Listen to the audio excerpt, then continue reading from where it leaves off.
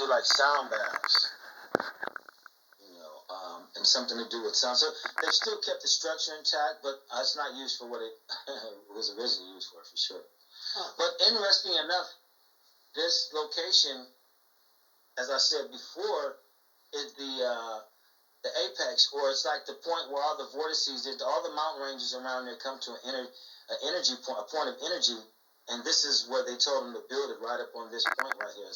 So that's the significance of that. Oh, I see. It's right on Belfield. It's right on Belfield. Right. Belfield and I forget the cross street, but it's at the end of Belfield, and there's nothing but mountains out there. It actually looks like Close Encounters. Remember when they had that big mountain? Hey, also too, Zandine, was it something about Graham Nash was over there? Yeah. When you say Graham Nash, you know, at the Integratron? Yeah, I don't know if I got the name right. I thought there was like a rock musician that lived out there. Oh, okay. Well, I'm not sure about the name, but here's the deal: is that he did. I did find a house that he lived in with the family, but also some time he lived in a rock. Everybody knows, you know, and famously they called it the Big Rock, right? Right. And so, you know, the wife and the kid, they lived in there. And then later they had like an accompanying part where people would come and sit out, talk, and they would have like, you know, ufologists, and the wife would serve like apple pie and stuff. And then it got to be kind of like a ritual, like a pie got famous. So they have a spot right where the rock was, but it's a restaurant now. But yeah, the rock musicians used to come out there with the ufologists. All of them would come out there to where the Big Rock was, because it was kind of like I said, like it started from a restaurant, apple pie, into almost like a concert and every, you know, people would, you know, a lot of people would gather there. Oh. At the height, but I don't know if that's what you were referring to, but yeah. Now, how many times have you been over there investigating? About 5 times. 5 times? Wow. Yeah, and during the 5 times that you've been there, have you seen a lot of UFOs? You know what? Like, it's hard to say. You know, like when they say they're unidentified, they're unidentified. You know what I mean? It's like, but I've seen stuff that you think, wow, you know, what is it? Like, actually, like I said, when that Starlink came, there were some things around it that were more interesting. And then in the daytime, like if you take photos, things about that place at Mount Shasta that's the same is that you just got to keep your camera rolling, because you're going to have something on there that was going really fast that maybe you didn't catch, you know, and you think, no, because you're looking and you're not seeing anything right at that moment. That's one. But then I saw some blue things at nighttime in the sky. I don't know what, can't say what they were. They were blue. They were pretty. That was cool. And then, you know, thing about down there, that the lure of it. You could see something, which I did. I mean, I can't say what it was, but then you're more thinking of George Van Tassel. If it's true, you know, he was kidnapped, or he was contacted, because he wasn't an abductee. He was a contactee. Was contacted by some humanoid aliens. You know, they talked to him.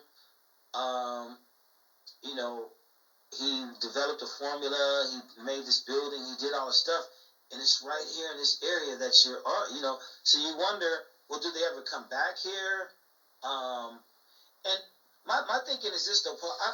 I think, like, by now they must have their cloaking game down. I mean, they know that you're going to go goo-goo if you see something, you know.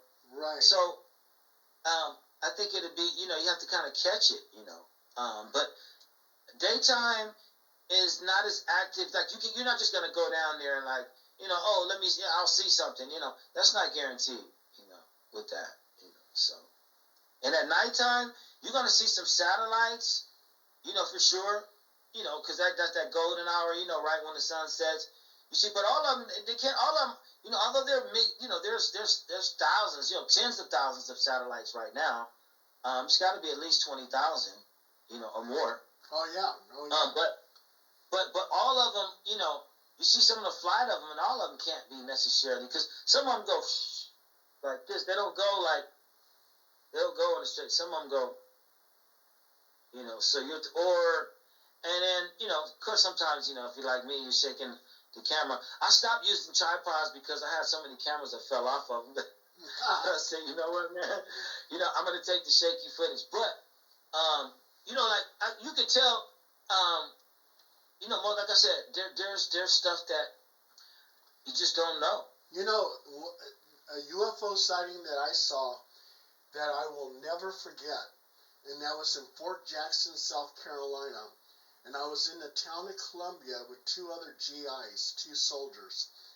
And we're walking around, and then we looked up in the sky, and in V formation, we saw 6 UFOs in V formation, blue glowing discs.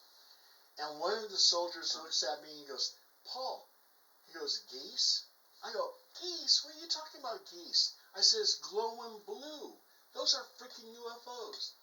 So we're watching them, then all of a sudden they just zip different ways, erratically going different ways. And our mind was blown. We go, those were freaking UFOs. And at that time, I learned later that in the 70s, the eastern coast, the military bases on the east coast of the United States, there was a lot of UFO activity. In fact, in 1977, at Fort Benning, Georgia, I was actually friends with this one soldier who actually wrote a book about this, but it was called the Fort Benning Incident. And our military got into a skirmish with the UFOs. And there was a bunch of soldiers standing in formation, and they all passed out at the same time. When they woke up, they were all on a mothership, and things were happening with them. Yeah. And that happened at Fort Benning, Georgia, 1977. And no one really talks about it. But there is a book on it, and it's by, his last name is Vasquez. I can't think of his first name right now. Actually, there's have you ever checked out some of Preston Dennett's cases? That dude specializes in like a lot of on-board or humanoid encounters, but he backs it up with like really credible witnesses and references and to objects like for example, he talked about in the 50s when France had this big flap of encounters, if you want to call them that. Right. And one he talked about was there was a guy who came in from his front yard. He's gonna make some coffee, and he thought he saw like a flash green light. He had the door open, morning, going out for the morning, whatever. He came in to make the coffee, but he saw a flash. He said he turned around, and he said there was like a gentleman, and he thought it was his friends in this a green suit. And he didn't say Power Ranger, but what he described looked like some kind of robotic suit. He thought, hey, our friends are coming to say good morning, because he was some kind of engineer himself. And he said, come on in. So he said, I'll just fix some coffee. So the guy comes in, and he goes in the kitchen, and he says, would you like some coffee? And the gentleman, he said, didn't say anything, just looked at him. And he said, okay. So he fixed the coffee. He said, and as he walked back in from the kitchen to the living room, he said the guy mirrored him. He sat down, and then he sat down. He said, but when he looked at his visor, he said what he had on looked like it had a lot of buttons and like real gadgets, and he was thinking, hey, this is some fancy get up. And he said he looked in the visor, and he said he saw like kind of like a green face with like green energetic eyes, more and more of an electrical charge. And then that's when he said he was afraid. He felt a little fear, and so he said he stood up, and he said, "Are you sure you wouldn't like any coffee?" because he was thinking if he wanted to leave. He said, but at that moment, he said the person in the suit stood up and he touched something on his belt. And he said then he really got scared. He said he touched something on his belt. But then he said he walked to the front door. The guy in the suit walked to the front door. And he said it looked like there was a light that came sideways like this. He walked, and slowly he said he rose up into the whatever it was, and he said, and he's looking at this through the door as it's open. And so to cross-reference that, Preston, then it also had, there's a pub down, well, not far from the house, not far from his house, where the owner and them, they saw a guy in a suit come in, and they were like, hey, you know, who is this effer? You know, who's this fucking coming in? He's in the suit. He saw him come in, and he went into what would be like the bathroom, just went into the back. So they figured he used the bathroom. That's what they were thinking. But after like 2 hours, they said like, well, what is he doing? Somebody go see what's happening. And they went back, and he was nowhere. He was gone. And there's the back entrance, which I don't know if they said like he could get out or not, but they didn't think they felt that he should have had to come back past them.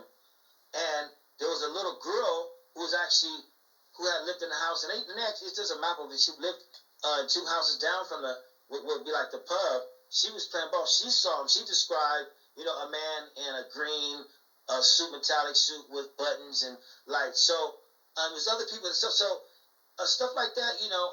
Or they had one where some ladies were getting ready to pick blueberries, and they saw these 2 blonde guys. They said about 6'2".